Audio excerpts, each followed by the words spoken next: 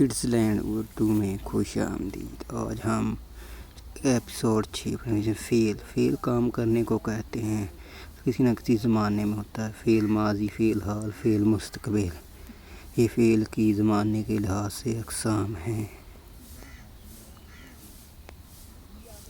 فعل ماضی، آج ہم ماضی کو پہلے سمجھیں گے۔ زمانہ ماضی جو گزر چکا ہے، وہ سارے کام ہم نے گزرے ہوئے زمانے میں کیے، وہ فعل ماضی کہلاتے ہیں۔ کل احمد اسکول نہیں گیا تھا، زہرا نے آم نہیں کھایا تھا۔ فعل حال، جو کام موجودہ زمانے میں ہو رہا ہے، فعل حال کہلاتا ہے۔ مستقبل، جو کام آنے والے وقتوں میں ہوگا، اسے فعل مستقبل کہتے ہیں۔ جیسے اس کی مثالیں: احمد اسکول جائے گا، زہرا آم کھائے گی، ہم دعوت میں جائیں گے، شیر باغ جائے گا۔ اب ان میں سے آپ نے فعل ماضی، فعل حال، فعل مستقبل، ان مثالوں میں سے الگ الگ کر کے لکھیں تاکہ پتہ لگے، آپ کو سمجھ آئے۔ فعل کام کرنے کو کہتے ہیں، فاعل جو کام کرنے والا، مفعول جس پر کام کیا جائے۔ فعل، اب ہم زہرا کپڑے خریدے، اس میں زہرا فاعل، کپڑے مفعول اور خریدے فعل ہے۔ اس میں آپ نے فاعل اور مفعول کو علیحدہ علیحدہ کرنا ہے۔